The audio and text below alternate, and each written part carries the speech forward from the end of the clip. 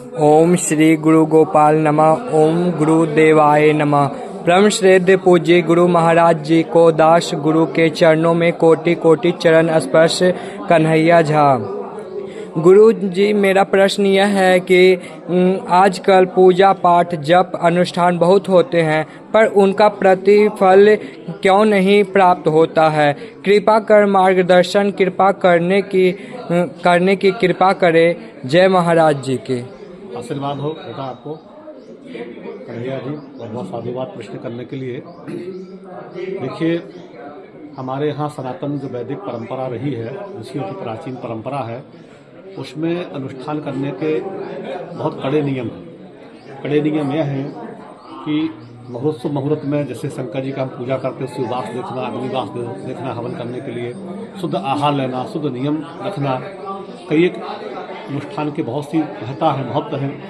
और उसके साथ साथ जो मेन विधान है कि शुभ मुहूर्त में लेने के साथ साथ शुद्ध आहार लेना, जमीन पर सोना, तेल इत्यादि नहीं लगाना, काफ़ी नियम शास्त्र में बताए गए हैं। और ये जजमान को और आचार्य को, माने ब्राह्मण को करता और कराने वाले दोनों को नियम समान है।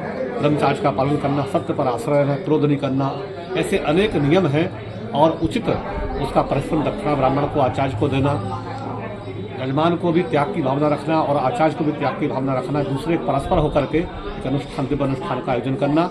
और जो बचा हुआ समय है पूजा पाठ के अलावा भगवान का ही चिंतन और आश्रय लेना। यजमान का शुद्ध पैसा लगना चाहिए और शुद्ध धन का जो उपार्जन है वो पूजा पाठ में लगना चाहिए। कलिकाल में थोड़ा सा ही कठिन है, इसलिए तुलसीदास जी ने लिखा है रामायण में कि कलयुग यज्ञ योग नहीं जाना और केवल राम नाम गुरु गाना। कलयुग में जब पूजा अनुष्ठान बहुत कठिन चीज हो गया है, इसलिए यदि जब दोनों सहमत हो जाए, करने वाले और कराने वाले, तभी अनुष्ठान करना चाहिए, कराना चाहिए।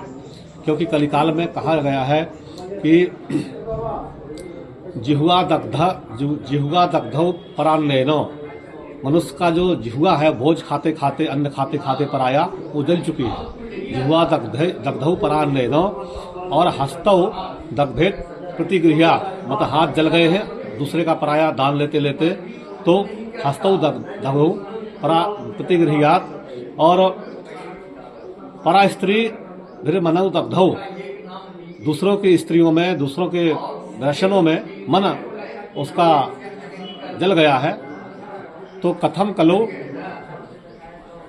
सिद्धि भवेत, कहाँ से आपको सिद्धि होगी, कहाँ से आपको जो है ये प्राप्त होगा, उसका फल प्राप्त होगा। क्योंकि मन वचन तो आपका सही रहा, शुद्ध रहा नहीं। जब तक मन वचन कर्म से हम शुद्ध नहीं होंगे तो हमारा आपका फल नहीं मिलेगा, निरर्थक जाएगा। इसलिए कर्ता, कराने वाले और करने वाले दोनों को बहुत पवित्र होना चाहिए, नहीं तो आपको कोई कथम सिद्धि कलौ भवेत, आपको कोई सिद्धि प्राप्त नहीं होगी, और सिद्धि तो होगी नहीं और उल्टा अपजस मिलेगा। इसलिए दोनों को, कर्ता को बहुत सजग होकर अनुष्ठान करना चाहिए। मैं इन्हीं शब्दों के साथ पंडित ब्रह्मभूषण शास्त्री गया था।